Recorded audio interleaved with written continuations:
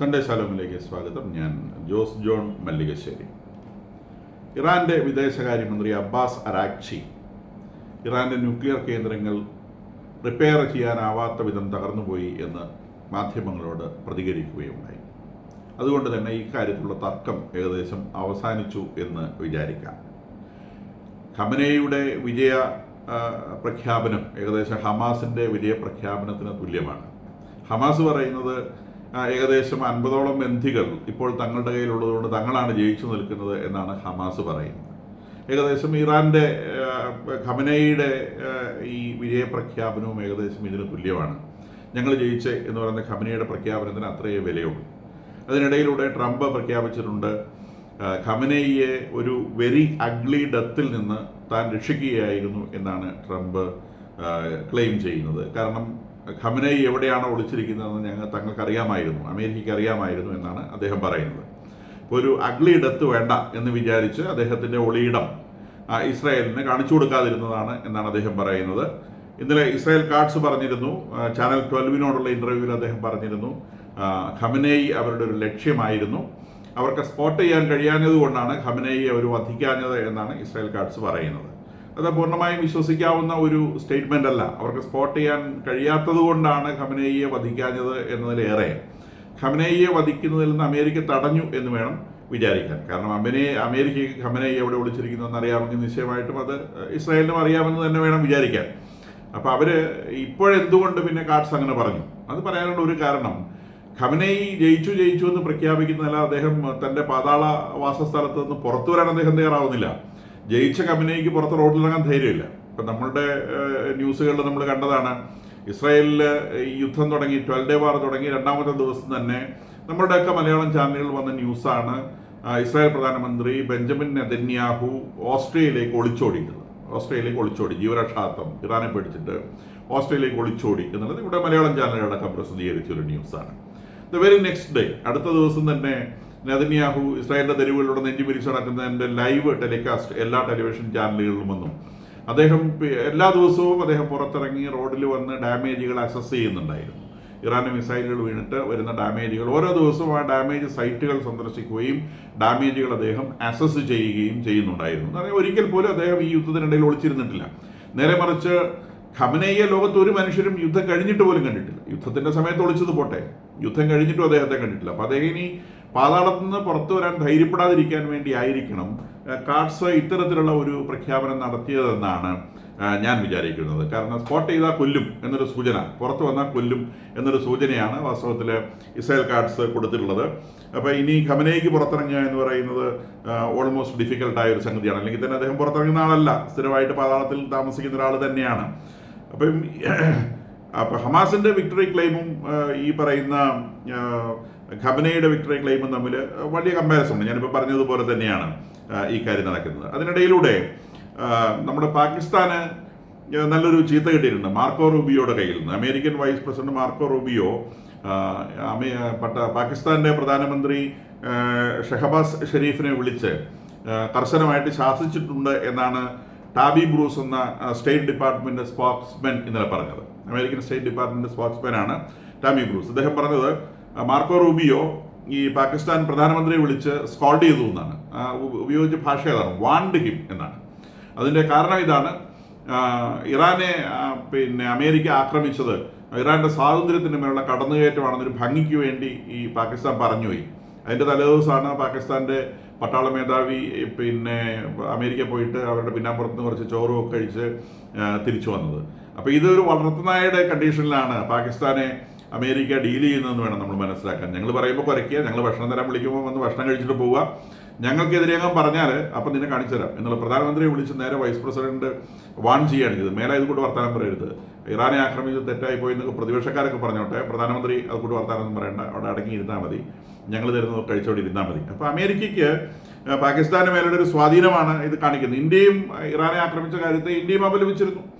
അപ്പം അത് പക്ഷം ചേർന്നിട്ടല്ല, ഇറാന്റെ പരമാധികാരത്തിന്മേലുള്ള അമേരിക്കയുടെ കടന്നുകയറ്റം ശരിയായില്ല എന്ന് ഇന്ത്യയും പറഞ്ഞിരുന്നു. പക്ഷേ ഇന്ത്യയിലേക്ക് ഫോൺ വിളിക്കാനോ ഇത്തരം വർത്താനം പറയാനോ ഒന്നും അമേരിക്ക നിൽക്കുന്നില്ല. അപ്പോൾ അമേരിക്കയും ഇന്ത്യയും പാകിസ്ഥാനും അമേരിക്കയുടെ തട്ടിൽ എങ്ങനെയാണ്, ഇപ്പം പാകിസ്ഥാനെ സംബന്ധിച്ച് അവരുടെ ഒരു കുടിയെടുപ്പുകാരൻ്റെ ലെവലിലാണ് പാകിസ്ഥാനെ അവർ ഡീൽ ചെയ്യുന്നുള്ളത് അവിടെ വളരെ വ്യക്തമാണ്. ഇനി ഈ ഒരു അണുവായുധത്തെക്കുറിച്ചുള്ള ചർച്ച വന്ന സമയത്ത് ഇസ്രായേലിൻ്റെ അണുവായുധത്തിലുള്ള പൊസിഷൻ എന്താണ്, ഇസ്രായേലിൻ്റെ ന്യൂക്ലിയർ കേപ്പബിലിറ്റി എന്താണ് എന്നുള്ളത് ഇപ്പോൾ ഒരു പ്രധാന ഡിസ്കഷനാണ്. ഇതിനെ സംബന്ധിച്ച് വളരെ വിശദമായി വിശദീകരിക്കുന്ന ഒരു പുസ്തകം ദ അൺസ്പോക്കൺ അലിയൻസ് എന്ന് പറയുന്ന 2011 ഇറങ്ങിയ സുഷാ പലാക്കോവ് സുരാസ്കി എന്ന് പറയുന്ന ഒരു അമേരിക്കൻ ഓതറിൻ്റെ ഒരു പുസ്തകം ഉണ്ട്. ആ പുസ്തകത്തിൽ വളരെ വിശദമായിട്ട് ഈ ഇസ്രായേലിൻ്റെ ന്യൂക്ലിയർ ബോംബിൻ്റെ ഡെവലപ്മെൻറ്റിനെ കുറിച്ച് വളരെ വിശദമായിട്ട് പ്രതിപാദിക്കുന്നുണ്ട്. 1948 ഇസ്രായേൽ നിലവിൽ വരുമ്പോൾ അവരങ്ങേയറ്റം ഭയന്ന് കഴിയുന്ന ഒരു രാജ്യമാണ്. പരിപൂർണമായിട്ടും ശത്രുക്കളാൽ വലയപ്പെട്ട ഒരു പ്രദേശത്ത് ജീവിക്കുന്ന, ഏതു നിമിഷവും നശിപ്പിക്കപ്പെട്ടേക്കാമെന്ന് ഭയക്കുന്ന ഒരു രാജ്യം. അതുകൊണ്ട് തന്നെ ഒരു ന്യൂക്ലിയർ ഡിറ്ററൻസ് എന്നുള്ളത് അവരുടെ വലിയ സ്വപ്നമായിരുന്നു. 1952 തന്നെ ഒരു ആറ്റോമിക് എനർജി കമ്മീഷൻ രൂപീകരിക്കുകയും ഇതിന് വേണ്ടിയുള്ള റിസർച്ചുകൾ തുടങ്ങി വെക്കുകയും ചെയ്തു. പക്ഷെ നമുക്കറിയാം, ഈ ന്യൂക്ലിയർ എനർജിയുടെ കാര്യത്തിൽ ഒരു രാജ്യവും മറ്റു രാജ്യങ്ങളും അങ്ങനെ ഓടി വന്നങ്ങനെ സഹായിക്കൊന്നുമില്ല. അപ്പം ഇസ്രായേലിനും അതേ പരിമിതി ഉണ്ടായിരുന്നു. അവരതെങ്ങനെ മുന്നോട്ട് കൊണ്ടുപോകും എന്ന് നിൽക്കുന്ന സമയത്താണ് 1957 സൂയസ് വാർ എന്ന് പറയുന്ന സംഗതി വരുന്നത്. 1956 സൂയസ് ക്രൈസിസ്. അപ്പോൾ സൂയസ് ക്രൈസിസ് വരുമ്പോൾ ആ സൂയസ് ക്രൈസിസിൽ ബ്രിട്ടനെയും ഫ്രാൻസിനെയും ഇസ്രായേൽ സഹായിച്ചു. സൂയസ് കനാൽ ക്രൈസിസ് എന്ന് പറയുന്നത് ബ്രിട്ടനെയും ഫ്രാൻസിൻ്റെയും ആയിരുന്നു സൂയസ് കനാൽ. അത് ഈജിപ്ത് ദേശസാൽക്കരിക്കുന്നു. ദേശസാൽക്കരിച്ചതിൻ്റെ ഭാഗമായിട്ട് ബ്രിട്ടനും ഫ്രാൻസും ഈജിപ്തിനോട് യുദ്ധം പ്രഖ്യാപിക്കുന്നു.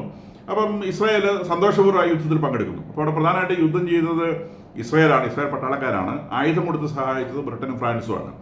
അവർ ഈജിപ്തിനെ തോൽപ്പിച്ചു. പിന്നീട് അതൊരു ഡീലിലേക്ക് എത്തിയ കഥ നമുക്കറിയാം. ഞാൻ അതിൻ്റെ ഡീറ്റെയിൽസിലേക്ക് പോകുന്നില്ല. എന്തായാലും ഈ സൂയസ് ക്രൈസിസിൽ ഇസ്രായേൽ ഫ്രാൻസിനെ സഹായിച്ചതിന് നന്ദിയായിട്ട് ഫ്രാൻസ് ഈ ന്യൂക്ലിയർ ബോംബിൻ്റെ, ആറ്റം ബോംബിൻ്റെ ടെക്നോളജി ഇസ്രായേലിന് കൊടുക്കുവാൻ തയ്യാറാവുകയാണ് ചെയ്തത്. അതിന് മുൻപ് ഒരു പ്രധാനപ്പെട്ട സംഭവം ഉണ്ടായത് 1955 ബാൻഡങ് കോൺഫറൻസ് എന്ന് പറയുന്ന ഇന്തോനേഷ്യയിൽ വെച്ച് തേർഡ് വേൾഡ് കൺട്രീസ് ഒരു കോൺഫറൻസ് ചേരാൻ തീരുമാനിച്ചു. അപ്പം അന്ന് ഈ ബ്രിട്ടീഷ് ആധിപത്യമൊക്കെ അവസാനിച്ച് സെക്കൻഡ് വേൾഡ് വാർ ഒക്കെ കഴിഞ്ഞ് രാജ്യങ്ങൾ ഏകദേശം സ്റ്റെബിലിറ്റിയിലേക്ക് വന്നതിന് ശേഷം ഒരു ബാൻഡങ് കോൺഫറൻസ്, തേർഡ് വേൾഡ് കൺട്രീസിൻ്റെ ഒരു കോൺഫറൻസ് വിളിക്കാൻ തീരുമാനിച്ചു. അപ്പോൾ ആ കോൺഫറൻസിലേക്ക് ചെറുചെറ രാജ്യങ്ങളെല്ലാം, ആ കൂട്ടത്തിൽ ഇസ്രായേലും ക്ഷണിക്കപ്പെട്ടിരുന്നു. പക്ഷേ അന്ന് ഇസ്രായേലിനെ ക്ഷണിച്ചതോട് കൂടിയിട്ട് ഈജിപ്തിൻ്റെയും പാകിസ്ഥാൻ്റെയും അതുപോലെ അറബ് വേൾഡിലെയും പ്രധാനമന്ത്രിമാർ ഇന്ത്യൻ പ്രധാനമന്ത്രി നെഹ്റുവിനോട് അങ്ങനെ ഇസ്രായേലിനെ ക്ഷണിച്ചതുകൊണ്ട് ഈ ഒരു സമ്മേളനത്തിൽ, ബാൻഡങ് കോൺഫറൻസിൽ ഇന്ത്യ പങ്കെടുക്കരുത് എന്ന് നിർബന്ധിച്ചു. അപ്പം നെഹ്റു പ്രഖ്യാപിച്ചു, ഇസ്രായേലിനെ ക്ഷണിച്ചതുകൊണ്ട് ഞാൻ വരികയില്ല എന്ന് അദ്ദേഹം പറഞ്ഞു. അപ്പോൾ അതിൽ വരേണ്ട ഏറ്റവും പ്രധാനപ്പെട്ട രാജ്യം ഇന്ത്യ തന്നെയാണ്. അപ്പോൾ അത് കൊണ്ട് ആ ക്ഷണം, ഇസ്രായേലിനുള്ള ക്ഷണം, അവർ ഈ ബാൻഡങ് കോൺഫറൻസിലേക്കുള്ള ക്ഷണം, അവർ കൊടുത്ത ക്ഷണം തിരിച്ചു വിളിച്ചു. അങ്ങനെ ഇസ്രായേലിനെ വല്ലാതെ അപമാനിച്ചു കളഞ്ഞു. അപ്പോൾ ഇസ്രായേലിന് മനസ്സിലായി തങ്ങൾ ലോകത്തിൽ ഒറ്റപ്പെടുകയാണ്, ആരും തങ്ങളുടെ കൂടെ ഇല്ല എന്ന് മനസ്സിലാക്കിയപ്പോഴാണ് എന്തായാലും ഒരു ന്യൂക്ലിയർ ഡിവൈസ് ഉണ്ടാക്കിയേ സാധിക്കുള്ളൂ എന്നുള്ള ഒരു ദൃഢനിശ്ചയത്തിലേക്ക് ഇസ്രായേലിനെ എത്തിച്ചത് ഈ ഒരു ബാൻഡങ് ഇൻസൾട്ട്, അതിനെ ബാൻഡങ് ഇൻസൾട്ട് എന്നാണ് അവർ ഇസ്രായേലിനെ വിശേഷിപ്പിക്കുന്നത്. ആ ഇൻസൾട്ടാണെന്നാണ് പറയുന്നത്. എന്തായാലും അവർ ലോകത്തിൽ ഇതുപോലെ തന്നെ ആരും ഇഷ്ടപ്പെടാത്ത, അല്ലെങ്കിൽ അന്ന് മാറ്റി നിർത്തിയിരുന്ന വേറൊരു രാജ്യം ഉണ്ടായിരുന്നു. അത് അപ്പാർത്തൈഡ് ആഫ്രിക്കയാണ്, സൗത്ത് ആഫ്രിക്കയാണ്. അപ്പോൾ സൗത്ത് ആഫ്രിക്കയിൽ അപ്പാർത്തൈഡ് ഉണ്ട്. നമുക്കറിയാം, ഗാന്ധിജിയാണ് അവിടെ പോയിട്ട് ഈ അപ്പാർത്തൈഡ് ഇതിനെ സമരമൊക്കെ സംഘടിപ്പിച്ചതെന്ന് നമുക്കറിയാം. അപ്പോൾ ഈ അപ്പാർത്തൈഡുള്ള രാജ്യം എന്ന നിലയ്ക്ക് ഈ സൗത്ത് ആഫ്രിക്കയും ഈ തേർഡ് വേൾഡ് കൺട്രീസിനോട് തൊട്ടുകൂടാത്ത രാജ്യമാണ്. അപ്പോൾ അങ്ങനെ തേർഡ് വേൾഡ് കൺട്രീസ് തൊട്ടുകൂടാത്ത രാജ്യമായി മാറ്റി നിർത്തിയ സൗത്ത് ആഫ്രിക്കയുമായിട്ട് പെട്ടെന്ന് ഇസ്രായേൽ ഒരു സൗഹൃദം സ്ഥാപിക്കുന്നു. ഈ സൗത്ത് ആഫ്രിക്കയുടെ ഒരു പ്രത്യേകത, സൗത്ത് ആഫ്രിക്കയിൽ ധാരാളം യുറേനിയം ഡെപ്പോസിറ്റ് ഉണ്ട്. ഇപ്പോൾ ലോകത്തിലെ ഏറ്റവും കൂടുതൽ യുറേനിയം ഡെപ്പോസിറ്റ് ഉള്ളത് ഓസ്ട്രേലിയ, കാനഡ, കസാക്കിസ്ഥാൻ എന്നീ രാജ്യങ്ങൾക്കാണ്. ഏകദേശം ലോകത്തിലെ മൊത്തം യുറേനിയം ഡെപ്പോസിറ്റിൻ്റെ 50% ഉള്ളത് ഓസ്ട്രേലിയ, കാനഡ, കസാക്കിസ്ഥാൻ എന്നീ രാജ്യങ്ങൾക്കാണ്. റഷ്യയ്ക്കും ചൈനയ്ക്കും ഒക്കെ അവർക്ക് ആവശ്യമുള്ള യുറേനിയം ഡെപ്പോസിറ്റ് ഉണ്ട്. അമേരിക്കയ്ക്ക് യുറേനിയം ഡെപ്പോസിറ്റ് ഇല്ല എന്ന് മനസ്സിലാക്കണം. അപ്പോൾ ഈ സൗത്ത് ആഫ്രിക്കയിൽ നല്ല യുറേനിയം ഡെപ്പോസിറ്റ് ഉണ്ട്. അപ്പോൾ ഈ ഒരു ബന്ധം, സൗത്ത് ആഫ്രിക്കയായിട്ടുള്ള ബന്ധം, അതുപോലെ ഈ സൂയസ് ക്രൈസിസിന് ശേഷം ഫ്രാൻസിൽ നീട്ടുന്ന ടെക്നിക്കൽ നോഹോ, ഈ സംഗതി ഉപയോഗിച്ചുകൊണ്ടാണ് ഇസ്രായേൽ പതിയെ ഈ ആറ്റം ബോംബ് ഡെവലപ്പ് ചെയ്യാനുള്ള ശ്രമങ്ങളിലേക്ക് എത്തിയത്. 1962 ആകുമ്പോഴേക്കും 10 ടൺ യുറേനിയം സൗത്ത് ആഫ്രിക്ക ഇസ്രായേലിന് നൽകി കഴിഞ്ഞിരുന്നു. അപ്പോൾ അവർ യുറേനിയം എൻറിച്ച്മെൻറ്റ് തുടങ്ങി. അപ്പോൾ അവർ ഈ ഫ്രാൻസിൻ്റെ സഹായത്തോടെ നെഗവ് ഡെസേർട്ടിൽ ഒരു റിയാക്ടർ സ്ഥാപിച്ചു. അത് ഡീപ്പ് അണ്ടർഗ്രൗണ്ട് ആണ്, ഇപ്പോഴും അവിടെ തന്നെയാണ് ഇതിൻ്റെ കേന്ദ്രം എന്നാണ് വിചാരിക്കുന്നത്. ഇസ്രായേൽ ന്യൂക്ലിയർ പവർ ഉണ്ടോ ഇല്ലയോ എന്ന് പ്രഖ്യാപിക്കാത്ത ഒരു രാജ്യമാണ്. ഇസ്രായേൽ പ്രഖ്യാപിതമായിട്ടുള്ള ന്യൂക്ലിയർ ഡിവൈസുകളൊന്നുമില്ല. ഈ നെഗവ് സെൻറ്റർ അതൊരു റിസർച്ച് സെൻ്റർ ആയിട്ടാണ് അറിയപ്പെടുന്നത്. ന്യൂക്ലിയർ റിസർച്ചിനെ കുറിച്ച് അവർ അതിനെക്കുറിച്ച് പറയുന്നേയില്ല. ഡീപ്ലി ബറീഡ് ആയിട്ട് ഈ നെഗവിലാണ് ഈ സംഗതി ഉള്ളതെന്നാണ് വിചാരിക്കുന്നത്. നെഗവ് എന്നുള്ളത് ഇസ്രായേൽ ഒരു ഡെസേർട്ടാണ്. അപ്പോൾ അത് ഡീപ്ലി ബറീഡ് ആയിട്ടുണ്ട്. ഫ്രാൻസ് അവിടെ സഹായം നൽകുന്നു. യുറേനിയം സൗത്ത് ആഫ്രിക്കയിൽ നിന്ന് വരുന്നു. ഏകദേശം 1980ഓടെ 500 ടണ്ണോളം യുറേനിയം സൗത്ത് ആഫ്രിക്ക ഇസ്രായേൽ നൽകി എന്നാണ് വിചാരിക്കുന്നത്. 1967 6 ഡേ വാറിന്റെ സമയത്ത് 3 ക്രൂഡ് ആറ്റം ബോംബുകൾ, ഏറ്റവും പെർഫെക്റ്റഡ് ആയിട്ടുള്ള ആറ്റം ബോംബുകളല്ല, ക്രൂഡ് ആറ്റം ബോംബുകൾ ഇസ്രായേലിൽ ഉണ്ട് എന്നാണ് വിചാരിക്കപ്പെട്ടിരുന്നത്. പിന്നീട് 1974 1979 വലിയ രീതിയിലുള്ള ന്യൂക്ലിയർ ടെസ്റ്റുകൾ, അണ്ടർഗ്രൗണ്ട് എക്സ്പ്ലോഷൻസ് ഇവരെ സൗത്ത് ആഫ്രിക്കയിൽ വെച്ച് നടത്തിയിട്ടുണ്ട്. ഇസ്രായേൽ വെച്ചിട്ടല്ല ഈ ടെസ്റ്റുകൾ നടത്തിയത്, സൗത്ത് ആഫ്രിക്കയിൽ വെച്ചിട്ടാണ്. അവരുടെ ബോംബുകളൊക്കെ പരിശോധിച്ചത് സൗത്ത് ആഫ്രിക്കയിലാണ്. അപ്പോൾ ഇതിന് പകരമായിട്ട് സൗത്ത് ആഫ്രിക്ക എന്താ കിട്ടിയത്? സൗത്ത് ആഫ്രിക്കയ്ക്ക് ഈ ന്യൂക്ലിയർ ബോംബ് ഉണ്ടാക്കേണ്ട, ആറ്റം ബോംബ് ഉണ്ടാക്കേണ്ട technical know-how Israel south Africa കൊടുത്തു. സൗത്ത് ആഫ്രിക്കയിൽ നിന്ന് യുറേനിയം വാങ്ങി. അപ്പോൾ ഇതൊരു മ്യൂച്വൽ അണ്ടർസ്റ്റാൻഡിംഗ് ആണ്. സൗത്ത് ആഫ്രിക്കയിൽ നിന്ന് യുറേനിയം വാങ്ങുക, സൗത്ത് ആഫ്രിക്കയ്ക്ക് ടെക്നിക്കൽ നോഹൗ ബോംബിനുള്ളത് കൊടുക്കുക. 1980 ആകുമ്പോഴേക്കും സൗത്ത് ആഫ്രിക്കയ്ക്കും സ്വന്തമായിട്ട് 6 ബോംബുകൾ ഉണ്ടായ സാഹചര്യം ഉണ്ടായിരുന്നു. അപ്പോൾ ഇസ്രായേൽ പിന്നീട് ഇതിലിങ്ങനെ കൂടുതൽ ന്യൂക്ലിയർ നോഹൗ അമാസ് ചെയ്യുകയും അവർക്ക് ആവശ്യമുള്ള ടെസ്റ്റുകൾ അവർ സൗത്ത് ആഫ്രിക്കയിൽ കണ്ടക്ട് ചെയ്യുകയും അങ്ങനെ ഇന്നിപ്പം ഇസ്രായേലിൻ്റെ കയ്യിൽ 90 ഏറ്റവും പെർഫെക്റ്റ് ആയിട്ടുള്ള അഡ്വാൻസ്ഡ് ആയിട്ട് ന്യൂക്ലിയർ വാർ ഹെഡ്സ് ഉണ്ട് എന്നാണ് വിചാരിക്കുന്നത്. 90 എണ്ണം. അതുകൂടാതെ large deposit of nuclear fuel stock പൈലുമുണ്ട്. വലിയൊരു സ്റ്റോക്ക് യുറേനിയം, പ്ലൂട്ടോണിയം എന്നിവയുടെ വലിയൊരു സ്റ്റോക്കും എൻറിച്ച്ഡ് ആയിട്ടുള്ളതിന് അവരുടെ ഉണ്ട് എന്നാണ് വിചാരിക്കപ്പെടുന്നത്. നേരെ മറിച്ച് സൗത്ത് ആഫ്രിക്ക പിന്നെ ഒരു ഡെമോക്രാറ്റിക് നേഷനായി മാറിയപ്പോൾ ഈ ഡെമോക്രാറ്റിക് ഗവൺമെൻറ്റിൻ്റെ കയ്യിൽ ഈ ആറ്റം ബോംബ് എത്തണ്ട എന്ന് വിചാരിച്ച് അവർ അത് ആറ്റം ബോംബ് ഡിസ്മാൻഡിൽ ചെയ്തു എന്ന് മാത്രമല്ല, അവർ നോൺ പ്രോളിഫറേഷൻ ട്രീറ്റിയിൽ ഒപ്പിടുകയും ചെയ്തു. അങ്ങനെ അവർ ആ ന്യൂക്ലിയർ ബോംബുകൾ അവർ ഡിസ്മാൻഡിൽ ചെയ്ത് കളഞ്ഞു, അവരത് ഒഴിവാക്കി കളഞ്ഞു. ലോകത്തിൽ 2 രാജ്യങ്ങളാണ് ഈ ആറ്റം ബോംബ് ഉണ്ടായിട്ടും അത് ഒഴിവാക്കിയ 2 രാജ്യങ്ങളാണ്. അത് ഒന്ന് സൗത്ത് ആഫ്രിക്കയാണ്, രണ്ടാമത്തത് ഉക്രൈനാണ്. USSR, ഉക്രൈൻ്റെ കയ്യിൽ ന്യൂക്ലിയർ ബോംബ് ഉണ്ടായിരുന്നു. USSR സ്പ്ലിറ്റ് ചെയ്ത് USSRലെ സ്റ്റേറ്റുകൾക്ക് ഫ്രീഡം കൊടുത്ത സമയത്ത് ഒരു കണ്ടീഷൻ വെച്ചത് ഫ്രീ ആയി പോകുന്ന സ്റ്റേറ്റുകൾക്ക് ന്യൂക്ലിയർ ബോംബ് കൈവശം വയ്ക്കാൻ പറ്റില്ല എന്നുള്ളതാണ്.